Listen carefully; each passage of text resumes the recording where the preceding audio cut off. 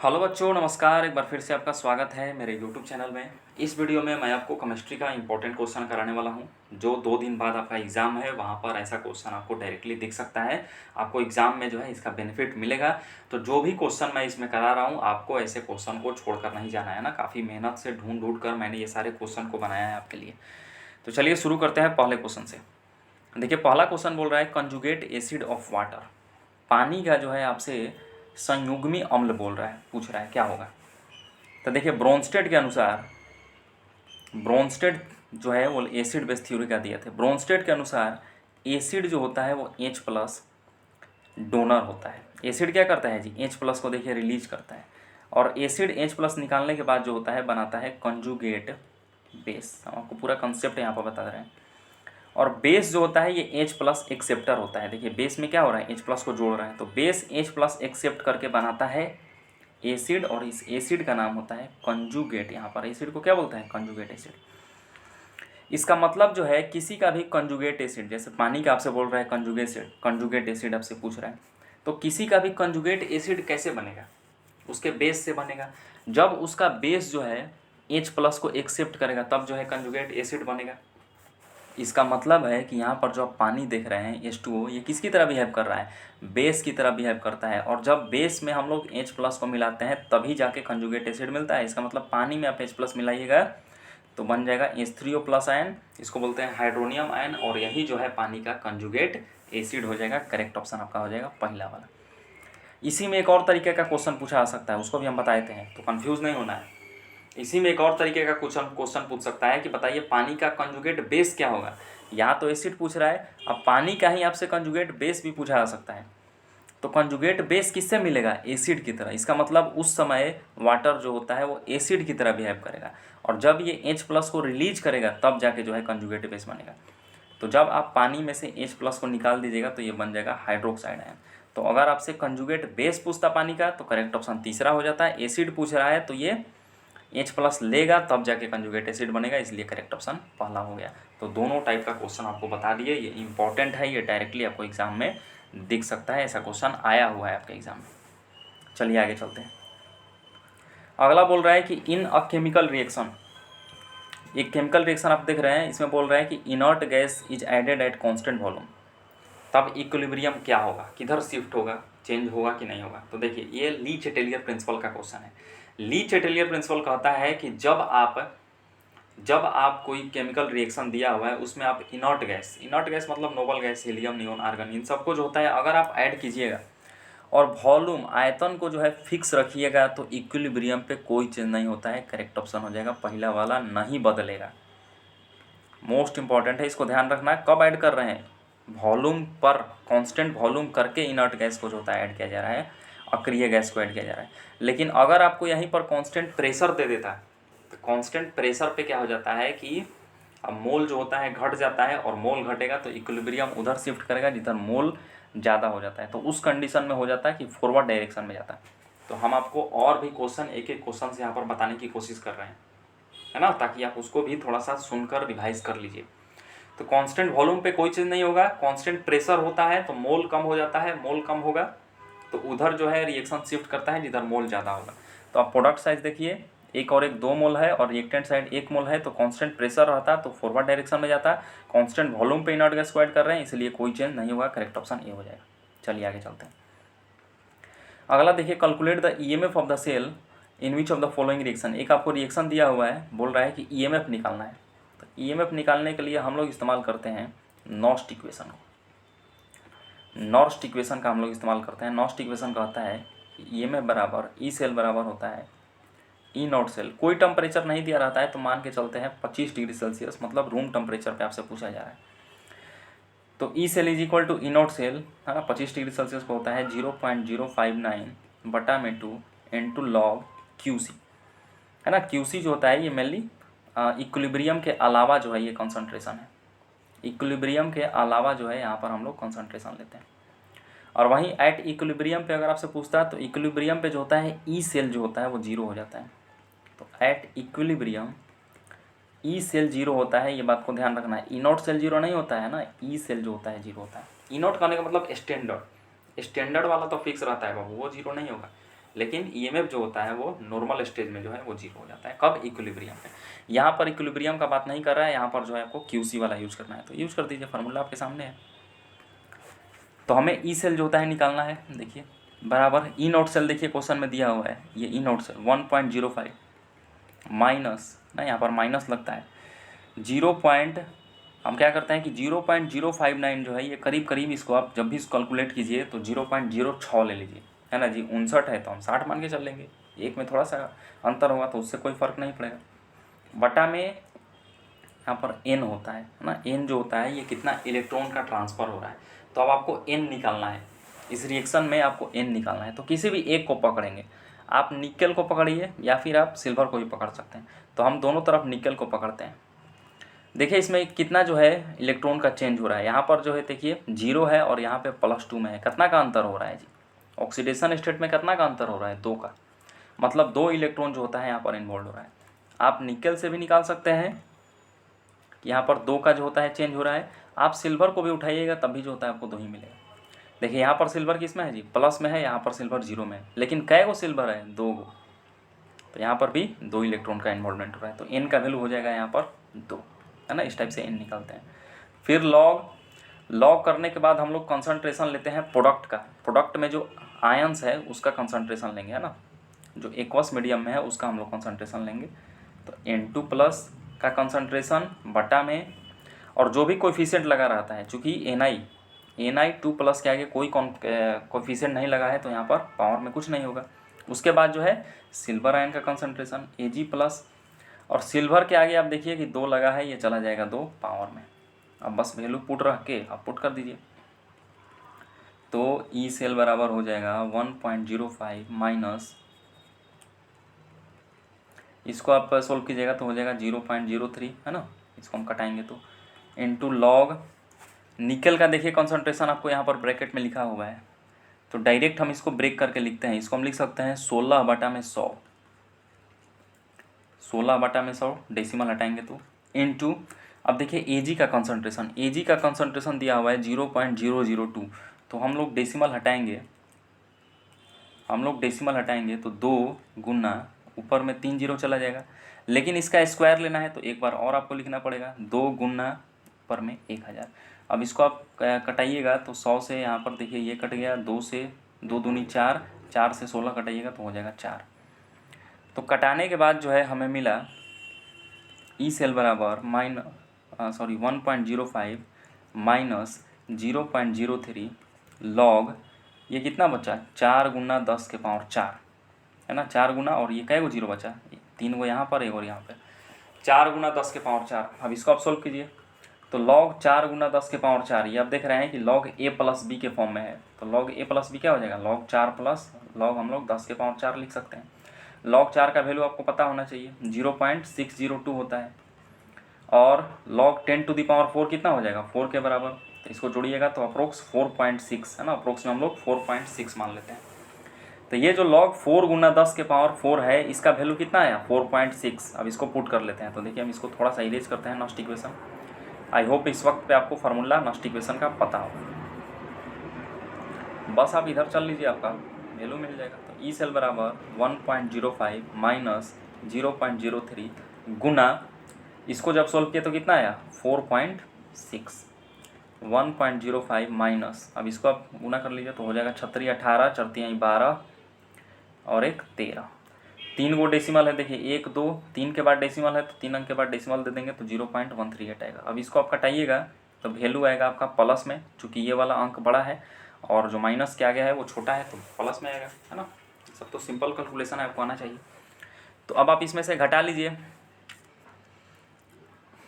तो 2 हो जाएगा, है ना। देखिए यहाँ पर हम 0 लगा देते हैं तो 10 में से 8 जाएगा, 2 हो जाएगा, ये हो जाएगा 1 और ये हो जाएगा 9, तो प्लस 0.912 बिल्कुल करेक्ट ऑप्शन आपका तीसरा हो जाएगा ना। इसी के आसपास देखिए दिख रहा है प्लस 0.914। यहाँ पर 4 क्यों आ रहा है? क्योंकि यहाँ पर जो है हम लोग 0.059 था, उसके जगह पे हम 6 मान लिया, इसलिए 6 मानिएगा तो कोई दिक्कत नहीं होगा, आपको उसके आसपास जो है वो आंसर दिख जाएगा और उसको आप टिक कर सकते हैं, तो इसलिए करेक्ट ऑप्शन 3 हो जाएगा। तो इस सीक्वेंस से हम लोग चलते हैं, ये भी इंपॉर्टेंट है। है ना। अगर आया तो आपको सेकेंड राउंड में इसको बनाना है ना, पहली राउंड में आपको नहीं बनाना है क्योंकि आपका थोड़ा सा टाइम खा जाएगा ये। चलिए आगे चलते हैं। अगला बोल रहा है कि molarity of aqua solution containing 12 gram urea in 500 ml solution. Molarity निकालना है जी। मोलैरिटी का फार्मूला आपको पता होना चाहिए, मोल बाई वॉल्यूम ऑफ सॉल्यूशन, और किस में रखना है, लीटर में। तो मोल निकाल लेंगे, मोल तो आपको दिया नहीं है लेकिन मास दिया हुआ है। तो जब भी मास दिया रहता है तो मोल कैसे निकलता है, मास बटा में मोलर मास करके।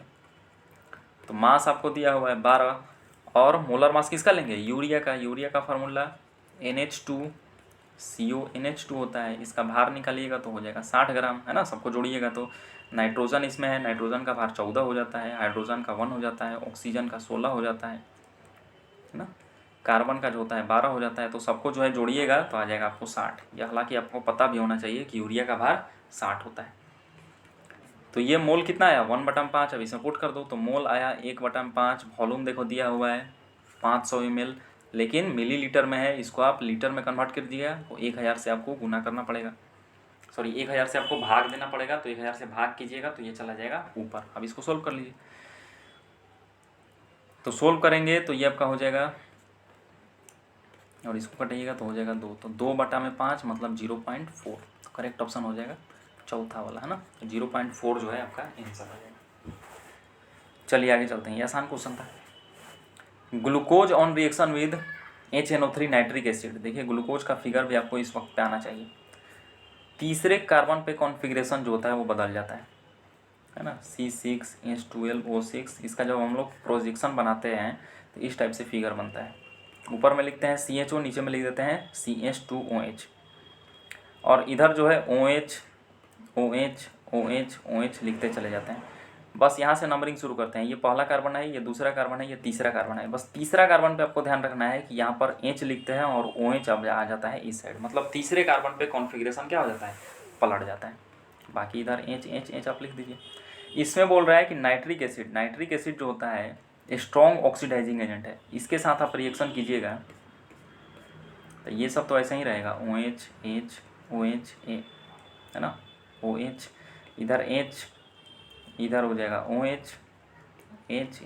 लेकिन ये जो आप देख रहे हैं CHO, ये ऑक्सीडाइज हो जाएगा कार्बोक्सिलिक एसिड में। और चूंकि HNO3 स्ट्रॉन्ग ऑक्सीडाइजिंग एजेंट है तो इसको यहाँ पर जो अल्कोहल दिख रहा है इसको भी कन्वर्ट कर देगा कार्बोक्सिलिक एसिड में। इसको हम लोग बोलते हैं सैकेरिक एसिड, है ना। इसको बोला जाता है सैकेरिक एसिड। तो HNO3 लिए तो क्या बन गया, सैकेरिक एसिड। जबकि एक और पूछ सकता है आपसे पूछेगा कि बताइए ब्रोमीन वाटर, Br2 वाटर जो है ग्लूकोज में ले रहे हैं तब क्या बनता है, तो तब बनता है ग्लूकोनिक एसिड, है ना। उसको भी आपको ध्यान रखना है। ग्लूकोनिक एसिड में क्या होता है कि नीचे आप जो देख रहे हैं COH, ये अल्कोहल को, मतलब चूंकि ब्रोमीन वाटर जो होता है माइल्ड ऑक्सीडाइजिंग एजेंट होता है, उतना अच्छा ऑक्सीडाइजिंग एजेंट नहीं होता है, तो ये अल्कोहल को जो है एसिड में कन्वर्ट नहीं कर पाता है। अल्डिहाइड को एसिड में तो कन्वर्ट करता है लेकिन अल्कोहल ऐसे ही रहता है, तो उसको हम लोग बोलते हैं ग्लूकोनिक एसिड। तो ब्रोमीन वाटर के साथ कराते तो पहला वाला आंसर आता, नाइट्रिक एसिड के साथ ग्लूकोज का रिएक्शन करा रहे हैं तो दूसरा वाला हो जाएगा सैकेरिक एसिड। इसका फिगर भी आपको पता होना चाहिए। करेक्ट ऑप्शन सेकंड हो जाएगा। चलिए आगे चलते हैं। अगला बोल रहा है कि incorrect match of polymer among the following. Polymer में कौन सा जो होता है, मतलब यहाँ पर गलत लिखा हुआ है। पॉलीअमाइड का एग्जाम्पल बोल रहा है कि नाइलॉन 66, बिल्कुल नाइलॉन 66 हो गया, नाइलॉन 6, ये सब पॉलीअमाइड है, तो ये सही है। हमसे गलत पूछ रहा है तो ये नहीं होगा। फिनॉल फॉर्मल्डिहाइड को मिलाएंगे तो बेकेलाइट बनेगा, बिल्कुल सही है। फिनॉल और फॉर्मल्डिहाइड को मिलाइएगा तो बेकेलाइट बन जाता है। सिंथेटिक रबर ब्यूना एन, बिल्कुल ब्यूना एन जो होता है एक सिंथेटिक रबर है, मैनमेड रबर है, ये भी नहीं होगा, मतलब करेक्ट ऑप्शन 4 ये वाला गलत है। बायोडिग्रेडेबल पॉलीमर का तो बाबू आपको 2 एग्जाम्पल बताए हैं, BHBB और एक होता है नाइलॉन 2 नाइलॉन 6। यही 2 जो है आपको बायोडिग्रेडेबल पॉलीमर NCERT में दिया हुआ है, बाकी सब नॉन बायोडिग्रेडेबल पॉलीमर है। डेकरॉन किसको बोलते हैं जी, टेरिलीन ना, टेरिलीन को बोला जाता है डेकरॉन। ये एक प्रकार का पॉलिस्टर है ना, ये एक प्रकार का क्या है, पॉलिस्टर है। तो ये बायोडिग्रेड नहीं करता है ना, मतलब ये सड़ता नहीं है। जबकि PHBB और नाइलॉन 2 नाइलॉन 6 ये बायोडिग्रेडेबल पॉलीमर का एग्जाम्पल है, तो यही गलत है। करेक्ट ऑप्शन आपका 4 हो जाएगा। अगला क्वेश्चन देखिए, बोल रहा है कि स्टैंडर्ड इलेक्ट्रोड पोटेंशियल आपका एक रिएक्शन के लिए दिया हुआ है ना, इसके लिए निकालना है आपको। स्टैंडर्ड इलेक्ट्रोड पोटेंशियल मतलब ई नॉट सेल जो है आपको एक रिएक्शन के लिए निकालना है। तो जब भी आप किसी रिएक्शन आपको दिया हुआ है उसका आपसे पूछ रहा है कि स्टैंडर्ड इलेक्ट्रोड पोटेंशियल बताइए क्या होगा, तो फार्मूला पता होना चाहिए कि ई नॉट सेल बराबर होता है ई cathode minus E not anode. Cathode में से हम लोग एनोड को माइनस कर देते हैं, लेकिन आपको यहाँ पर ध्यान रखना है कि जब आप ई नॉट सेल कैथोड और एनोड का ले रहे हैं तो आपको रिडक्शन पोटेंशियल लेना है। क्या लेना है यहाँ पर? Reduction potential. अगर ऑक्सीडेशन पोटेंशियल दिया है आप उसको कन्वर्ट कर लीजिए रिडक्शन पोटेंशियल में, आप रिडक्शन पोटेंशियल ही लेकर बनाइए, है ना। और आपको पता होना चाहिए कि कैथोड पे क्या होता है? रिडक्शन होता है। एनोड पे क्या होता है? ऑक्सीडेशन होता है। ये सब तो आपको पता होना चाहिए। तो अब यहाँ पर हम लोग देखेंगे Fe है ना, क्रोमियम है, कि कौन जो है वो कैथोड पे जाएगा, कौन जो है एनोड पे जाएगा। तो जिसका रिडक्शन होगा वो कैथोड पे जाएगा, जिसका ऑक्सीडेशन होगा वो एनोड पे जाएगा। अब चेक करते हैं। यहाँ पर देखिए Fe जो है आपका ऑक्सीडेशन स्टेट दिया हुआ है +2। Fe जो है +2 से कहाँ जा रहा है? +3। +2 से +3 बढ़ रहा है कि घट रहा है? बढ़ रहा है। तो मतलब आयरन का क्या हो रहा है? ऑक्सीडेशन। इसका मतलब एनोड पे कौन जाएगा? आयरन जाएगा। समझ गए? यहाँ पर जो है क्रोमियम को x मान के निकालिएगा तो क्रोमियम है यहाँ पर +6 में। और देखिए प्रोडक्ट साइड, इस एरो के बाद वाले को बोलेंगे प्रोडक्ट। तो प्रोडक्ट साइड आप देखिए क्रोमियम किस में आ गया? +3 में। +6 से +3, पहले +6 था अब हो गया +3, घट रहा है। घट रहा है तो उसको बोलते हैं रिडक्शन, है ना। ऑक्सीडेशन नंबर बढ़ रहा है तो उसको बोलते हैं ऑक्सीडेशन, घट रहा है तो रिडक्शन। तो रिडक्शन कहाँ होता है? कैथोड पे। इसका मतलब क्रोमियम जो है कहाँ जाएगा? कैथोड पे जाएगा। तो अब निकाल लीजिए आप ई नॉट सेल। ई नॉट जो है कहने का मतलब है स्टैंडर्ड स्टेट का जो होता है बात कर रहे हैं। तो कैथोड पे कौन गया? कौन गया जी? क्रोमियम। तो क्रोमियम का जो है आपको देखिए ये पोटेंशियल, रिडक्शन पोटेंशियल आपको दिया हुआ है। कैसे पहचानेंगे कि ये रिडक्शन पोटेंशियल है? तो देखिए यहाँ पर क्रोमियम पहले +6 में है फिर +3 में जा रहा है, तो मतलब यहाँ पर घट रहा है। इसका मतलब ये क्या दिया हुआ है? रिडक्शन पोटेंशियल दिया हुआ है। कभी कभी क्या होता है कि ऑक्सीडेशन पोटेंशियल देता है, तो ऑक्सीडेशन पोटेंशियल दे देगा तो उसको आपको रिडक्शन पोटेंशियल में कन्वर्ट करना है। तो यहाँ पर तो पहले से ही आपको रिडक्शन पोटेंशियल दिया है, आप इसी को उठाकर लिख लीजिए। तो कैथोड पे कौन गया? क्रोमियम। तो क्रोमियम का हम लोग लिख लिए ई नॉट 1.33, फिर माइनस लगाएंगे।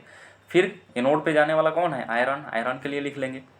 लेकिन यहाँ पर एक बार चेक कर लेंगे कि क्या ये जो वैल्यू दिया हुआ है रिडक्शन पोटेंशियल का दिया हुआ है ना, क्योंकि हमें यहाँ पर क्या लेना है? सिर्फ और सिर्फ रिडक्शन पोटेंशियल।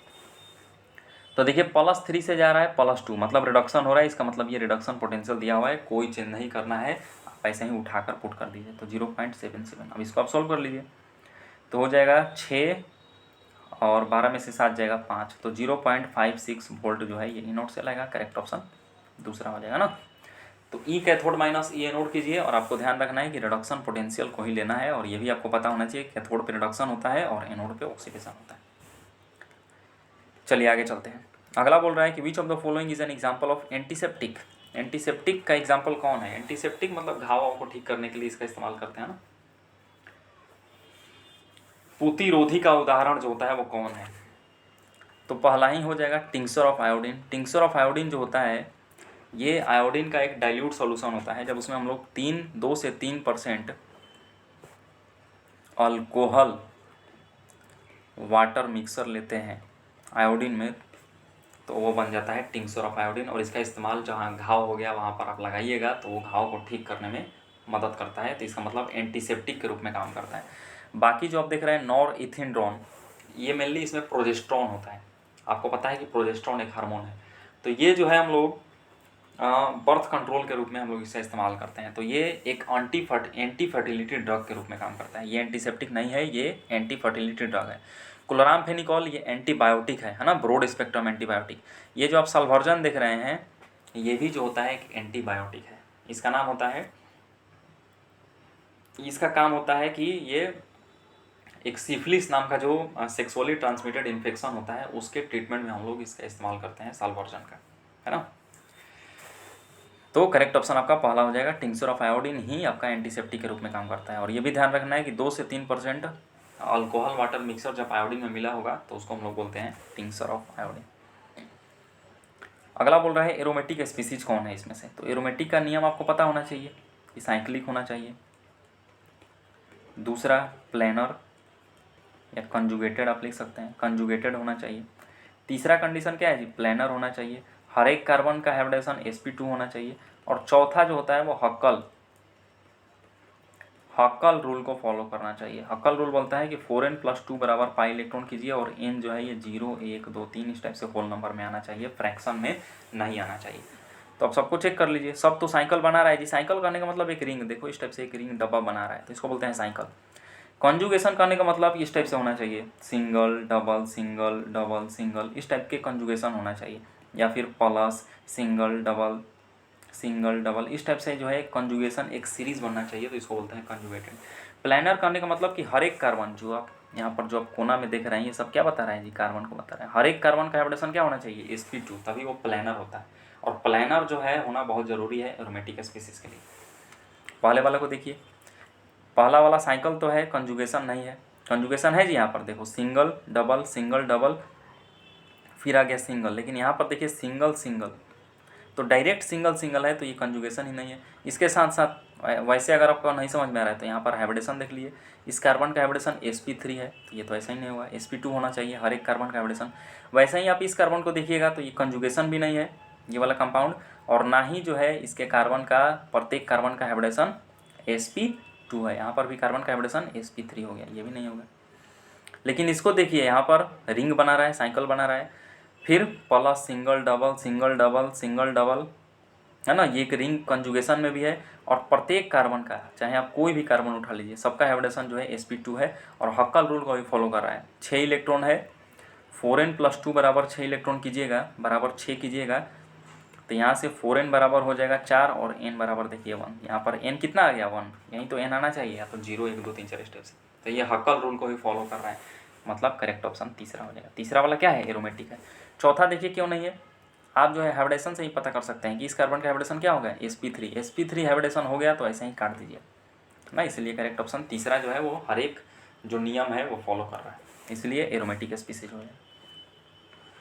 अगला बोल रहा है कि slag formed during the extraction of copper from chalcopyrite. Chalcopyrite के दौरान जो स्लैग बनता है उसका फार्मूला आपसे पूछ रहा है, तो ये भी आपसे पूछा गया है। स्लैग का फार्मूला होता है कैल्शियम सिलिकेट को हम लोग बोलते हैं स्लैग, CaSiO3, करेक्ट ऑप्शन दूसरा हो जाएगा ना, इसी को बोला जाता है स्लैग। अगला बोल रहा है कि correct order of solubility of hydroxide of alkaline earth metal. Alkaline earth metal में बेटा, मांगे, कार, सुंदर, बाप, राजी, है ना, यहाँ तक बेरियम तक हम लोग पढ़ते हैं।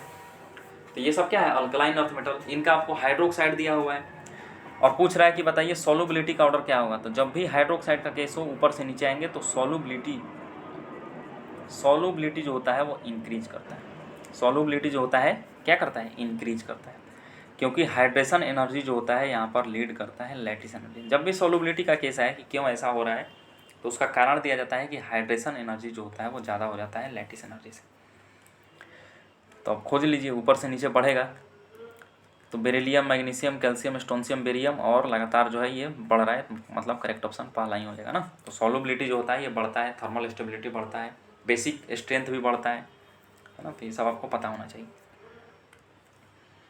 अगला क्वेश्चन बोल रहा है कि excessive nitrates in drinking water, जो आप पानी पी रहे हैं उसमें अगर नाइट्रेट की संख्या, NO3- को बोलते हैं, नाइट्रेट की संख्या ज़्यादा हो जाएगा तो क्या होगा, ब्राउन मोटलिंग ऑफ टीथ, नहीं।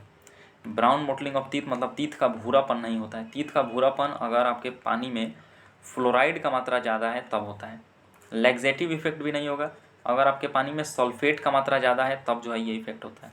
करेक्ट ऑप्शन तीसरा हो जाएगा, ब्लू बेबी सिंड्रोम, इसको बोला जाता है मिथैमोग्लोबिनिया। ये मेनली बच्चों में देखने को मिलता है कि बच्चा अगर वैसा पानी पी रहा है जिसमें नाइट्रेट ज़्यादा है, तो क्या होता है कि नाइट्रेट जो हमारे नाइट्रेट क्या करता है कि चूँकि आपको पता है कि ब्लड के थ्रू जो होता है पूरे बॉडी में ऑक्सीजन मिल रहा है हमको, तो ये ऑक्सीजन जो हमारे पूरे बॉडी में मिल रहा है उसको रोकने का काम करता है।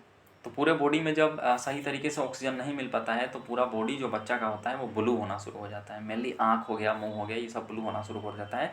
इसी को हम लोग बोलते हैं ब्लू बेबी सिंड्रोम।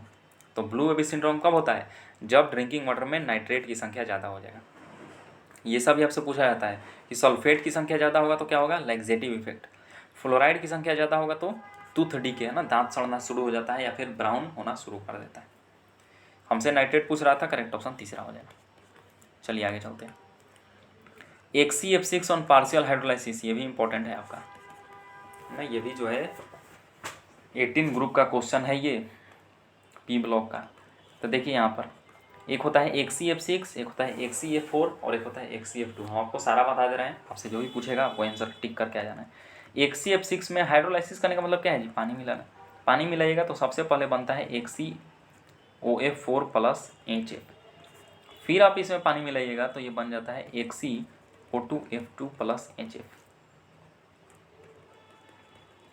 फिर आप इसमें पानी मिलाइएगा, अब जाके जो होता है ये पूरी तरीके से टूट जाएगा XCO3। तो XCO3 जो होता है ये कंप्लीट, इसको बोला जाता है कि हाइड्रोलाइसिस करने पर ये मिलता है।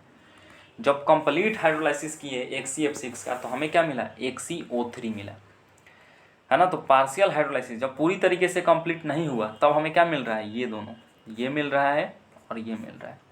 मतलब जब पार्शियल हाइड्रोलाइसिस, वही पूछ रहा है कि जब आंशिक जो होता है जल उपघटन होगा, जब आंशिक हाइड्रोलाइसिस होगा तो क्या बनेगा। तो यही दोनों बन रहा है जो हम घेरे हुए हैं। और ये जो आप देख रहे हैं XCO3, ये तो पूरी तरीके से जब हाइड्रोलाइसिस हो जाएगा तब बनेगा। तो XCOF4 बनता है, बिल्कुल XCOF4 बनता है। XCO2F2 ये भी जो होता है बनता है। HF भी बनता है। मतलब तीनों जो होता है पार्शियल हाइड्रोलाइसिस जब HF का करेंगे तो बनेगा। करेक्ट ऑप्शन आपका 4 हो जाएगा। एक दो और आपको बताते हैं, वो भी ध्यान रखना है। जैसे मान लीजिए XCF2 है, XCF2 का अगर आपसे पूछता है हाइड्रोलाइसिस कर रहे हैं तो क्या बनता है, तो XC बनता है, O2 बनता है, HF बनता है। तीसरा एक और आपसे पूछ सकता है कि XCF4 का अगर आपको हाइड्रोलाइसिस करा रहे हैं तो ये क्या बनेगा, तो ऊपर वाला सब बनता है XCO2 HF, और एक और बन जाता है XCF4 के हाइड्रोलाइसिस में XCO3। तो ये तीनों आपको ध्यान रखना है, एक बार देख कर चले जाइएगा, जो भी आपसे पूछे आपको टिक करके आ जाना है। चलिए आगे चलते हैं। अगला बोल रहा है कि which of the following is temporary effect. जितने भी आपको इफेक्ट पढ़ना है वो सारा जो है मैक्सिमम परमानेंट इफेक्ट है। एक ही जो है टेम्पररी इफेक्ट है, वह है आपका इलेक्ट्रोमेरिक इफेक्ट। करेक्ट ऑप्शन दूसरा हो जाएगा ना। बाकी रेजोनेंस हो गया, मतलब mesomeric effect, inductive effect, hyper conjugation, ये सब जो होता है परमानेंट इफेक्ट होता है। टेम्पररी में सिर्फ एक ही है, इलेक्ट्रोमेरिक इफेक्ट। करेक्ट ऑप्शन दूसरा हो जाएगा। अगला बोल रहा है कि मैक्सिमम स्वीटनर वैल्यू, इसमें से सबसे ज़्यादा मीठा कौन होता है, अधिकतम मीठापन वाला मान कौन सा है। तो देखिए अस्पार्टेम की बात करें तो इसको जो है चीनी के मुकाबले जो है इनका मीठापन जो है वो मापा गया है। तो अस्पार्टेम की बात करें तो ये 100 गुना जो होता है वो ज़्यादा मीठा होता है केन शुगर से। जो चीनी आप देखते हैं उससे 100 गुना ज़्यादा मीठा होता है अस्पार्टेम। सैकेरिन की बात करें तो ये 550 टाइम्स ज़्यादा जो होता है मीठा होता है। सुक्रेलोज की बात करें तो ये 650 टाइम्स होता है ना, 600 टाइम्स होता है, ये ज़्यादा होता है। जबकि एलिटेम की बात करें तो एलिटेम एक ऐसा आर्टिफिशियल स्वीटनर है जो कि 2000 टाइम्स ज़्यादा मीठा होता है केन शुगर से। तो सबसे ज़्यादा जो होता है वो स्वीटनर के रूप में कौन काम करता है, एलिटेम। करेक्ट ऑप्शन 4 हो जाएगा। अगला बोल रहा है कि which of the following on reaction with Grignard reagent followed by hydrolysis form alcohol. देखिए ग्रिग्नार्ड रिएजेंट बोलते हैं RMgX को, है ना। इसी को क्या बोला जाता है, ग्रिग्नार्ड रिएजेंट। आप ग्रिग्नार्ड रिएजेंट में अल्डेहाइड लीजिए या फिर केटोन लीजिए, दोनों ही केस में जो होता है वो अल्कोहल बनता है, लेकिन अलग अलग टाइप का अल्कोहल बनता है। किसी में प्राइमरी, किसी में सेकेंडरी, किसी में टर्शियरी। तो तीनों जो है NCERT का एग्जाम्पल है, आपका दिया हुआ है कि जब ग्रिग्नार्ड रिएजेंट का रिएक्शन सिर्फ और सिर्फ फॉर्मल्डिहाइड, ये HCHO क्या है जी, एक प्रकार का अल्डेहाइड है, इसका नाम है फॉर्मल्डिहाइड, इसके साथ कीजिएगा तो आपको बन जाएगा प्राइमरी अल्कोहल। बनता तो अल्कोहल ही है लेकिन कैसा अल्कोहल, प्राइमरी।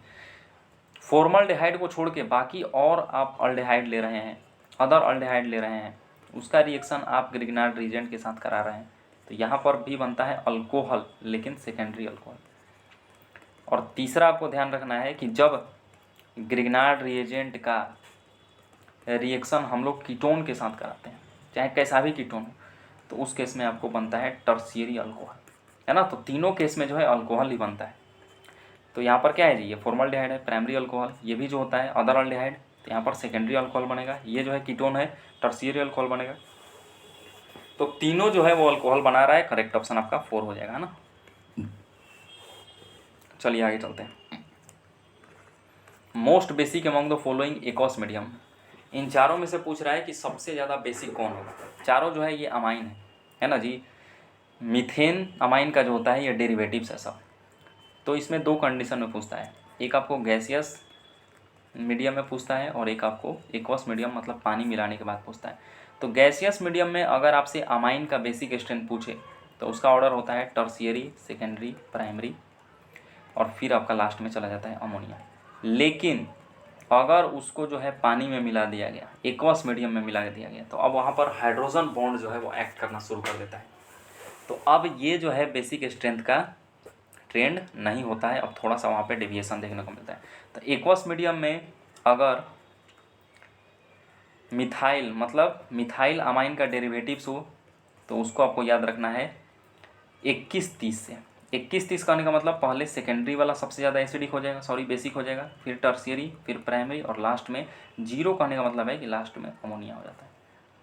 लेकिन अगर इथाइल वाला डेरिवेटिव्स हो, है ना, C2H5 के साथ अगर अमोनिया लगा हो तो उस केस में आप याद रख सकते हैं 23-10 से।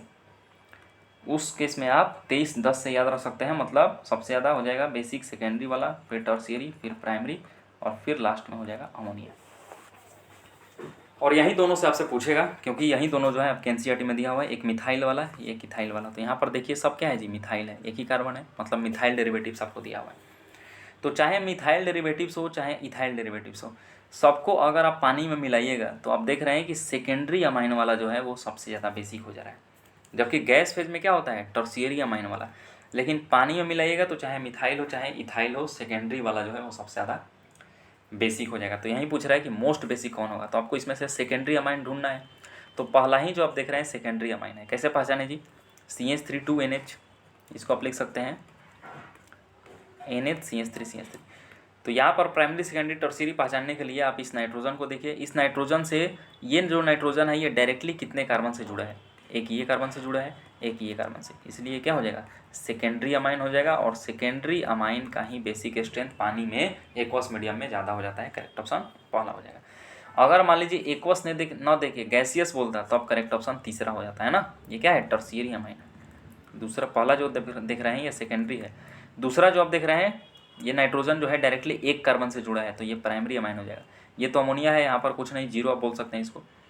और तीसरा जो आप देख रहे हैं यहाँ पर नाइट्रोजन डायरेक्टली 3 कार्बन से जुड़ा है ना, CH3 का होल थ्राइस, मतलब 3 कार्बन जो है वो 3 मिथाइल ग्रुप नाइट्रोजन के साथ जुड़ा है, मतलब 3 कार्बन के साथ नाइट्रोजन जुड़ा है, तो ये टर्शियरी हो जाएगा।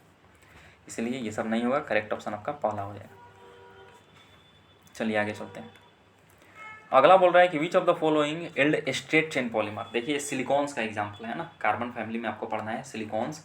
उसमें क्या होता है कि ये सब जो होता है पॉलीमर बनाने का काम करता है।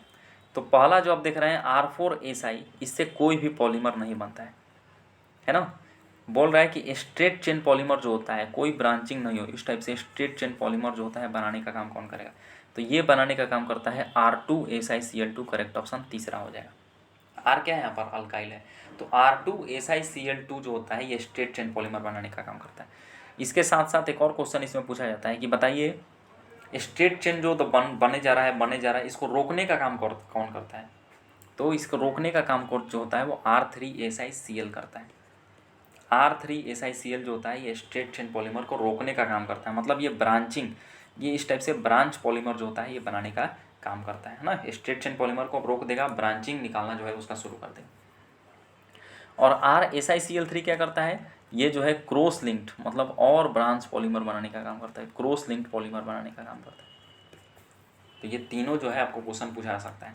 आपसे यहाँ पर पूछ रहा है कि स्ट्रेट चेन पॉलीमर कौन बनाएगा, R2SiCl। अगर आपसे पूछता है कि बताइए पॉलीमर स्ट्रेट चेन जो पॉलीमर बने जा रहा है उसको रोकने का काम कौन करता है, तो R3SiCl, उसके इसमें करेक्ट ऑप्शन दूसरा हो जाता है। तो ये दो चीज़ आपको इसमें ध्यान रखना है, स्ट्रेट चेन पॉलीमर बनाने का काम R2SiCl2, रोकने का काम R3SiCl। अगला क्वेश्चन बोल रहा है कि ratio of fourth orbit of helium ion to the radius of second orbit of beryllium ion. तो ये तो बोहर रेडियस का क्वेश्चन है जी। तो बोहर के अनुसार रेडियस का फॉर्मूला क्या होता है, 0.53 n²/z। इसका मतलब रेडियस जो है वो किसके प्रोपोर्शनल है, n² के। n क्या है जी, n जो होता है यहाँ पर ऑर्बिट का बताता है ना, और z जो आप देख रहे हैं ये परमाणु संख्या बताने का काम करता है, एटॉमिक नंबर। तो अब हम रेशियो ले लेंगे। पहले जो है रेशियो आपको बोल रहा है हीलियम का रखना है, तो ऊपर में हीलियम को रखो, और नीचे में आपको किसका पूछ रहा है, बेरिलियम का, तो नीचे मान लेते हैं कि R बेरिलियम। पहले हीलियम का काम खत्म कीजिए, है ना। ये वाला हम लोग यूज़ करेंगे प्रोपोर्शनलिटी को कि रेडियस जो है वो प्रोपोर्शनल होता है एन स्क्वायर बाई जेड के। तो पहले हीलियम के लिए एन देखेंगे। एन क्या है जी, ऑर्बिट बताने का काम करता है। तो देखिए हीलियम के किस ऑर्बिट का बात कर रहा है, 4th। तो 4 का हम लोग स्क्वायर करेंगे तो हो जाएगा 16 बटा में। अब जेड लिखिए, इसका जेड क्या है, परमाणु संख्या। हीलियम का परमाणु संख्या 2, हीलियम का काम खत्म। अब आ जाइए बेरिलियम में, अब आ जाइए आप बेरिलियम में। तो बेरिलियम का जो होता है देखिए ऑर्बिट आपको दिया हुआ है, पहले एन स्क्वायर लिखेंगे, सेकेंड ऑर्बिट 2 का स्क्वायर हो जाएगा 4, एन का काम खत्म, एन स्क्वायर हो गया। अब इसका जेड लिखेंगे तो बेरिलियम के लिए परमाणु संख्या 4। अब इसको सोल्व कर लीजिए, 4 से 4 कट गया, 2 से 16 कटाइएगा तो हो जाएगा 8 बटा में 1। मतलब रेशियो कितना आया, 8:1 और करेक्ट ऑप्शन आपका 4 हो जाएगा। तो ये आपको पता होना चाहिए कि रेडियस जो है वो एन और जेड पे किस प्रकार से डिपेंड करता है। तो रेडियस डायरेक्टली प्रोपोर्शनल होता है एन स्क्वायर बाई जेड के। और आपको हम कुछ बता देते हैं। वेलोसिटी पूछे तो वेलोसिटी डायरेक्टली प्रोपोर्शनल होता है जेड बाई एन के। तीसरा, अगर आपसे टाइम पीरियड पूछे तो डायरेक्टली प्रोपोर्शनल होता है N Q by Z square के, N Q by Z square के। अगर आपसे फ्रीक्वेंसी पूछे तो फ्रीक्वेंसी जो होता है वो सेम टाइम पीरियड का रेसिप्रोकल होता है, तो ये हो जाता है Z square by n cube के। अगर आपसे एनर्जी पूछे तो एनर्जी जो होता है ये प्रोपोर्शनलिटी होता है Z square by n square का। तो ये सब प्रोपोर्शनलिटी आपको पता होना चाहिए। कुछ भी आपसे पूछा आ सकता है। हमसे रेडियस का पूछा तो ये यूज़ कीजिए। अगर मान लीजिए वेलोसिटी का रेशियो पूछता तो जेड बाई एन करते, टाइम पीरियड पूछता तो n Q by Z square, frequency पूछता तो Z square by n cube हो जाता है, Z square by n cube हो जाता है। और एनर्जी जो होता है ये डायरेक्टली प्रोपोर्शनल होता है Z square by n square. हमसे जो पूछ रहा था करेक्ट ऑप्शन चौथा हो जाएगा। अगला क्वेश्चन है कि एक रिएक्शन आपको दिया हुआ है और बताइए पी जो है ये क्या बनेगा। ये देखिए ये क्या है जी, ये आप देख रहे हैं अल्काइल है और इसके साथ एक हैलोजन ग्रुप लगा हुआ है, मतलब अल्काइल हैलाइड। अल्काइल हैलाइड का रिएक्शन आप देखिए, इसको बोलते हैं CH3CO- Na+ को बोलते हैं अल्कोक्साइड। सोडियम के साथ लगाए तो इसको बोलेंगे सोडियम अल्कोक्साइड। तो अल्काइल हैलाइड का रिएक्शन जो होता है यहाँ पर सोडियम अल्कोक्साइड के साथ कराते हैं, तो ये इसको बोला जाता है विलियमसन सिंथेसिस के नाम से इसको जानते हैं, है ना। विलियमसन सिंथेसिस में ऐसा इस्तेमाल किया जाता है कि अल्काइल हैलाइड का रिएक्शन जो होता है हम लोग सोडियम अल्कोक्साइड के साथ कराते हैं तो ये ईथर बनाने का काम करता है। तो ROR- जो होता है यहाँ पर बन जाएगा, है ना। ऑक्सीजन के दोनों तरफ अगर अल्काइल ग्रुप या अराइल ग्रुप लगा रहता है तो इसको बोलते हैं ईथर। तो विलियमसन सिंथेसिस के दौरान जो होता है हम लोग ईथर बनाने का काम करता है। सिमेट्रिकल और अनसिमेट्रिकल किसी भी तरीके का ईथर बना सकते हैं। लेकिन यहाँ पर आपको ध्यान रखना है कि ये तभी ईथर बनेगा जब ये जो आप अल्काइल हैलाइड ले रहे हैं ये कैसा होना चाहिए, प्राइमरी होना चाहिए। चूँकि ये SN2 मैकेनिज्म्स को फॉलो करता है और SN2 मैकेनिज्म आपको पता है कि सबसे पहले सबसे ज़्यादा प्राइमरी में होता है, फिर सेकेंडरी में और टर्शियरी में तो होता ही नहीं है लगभग।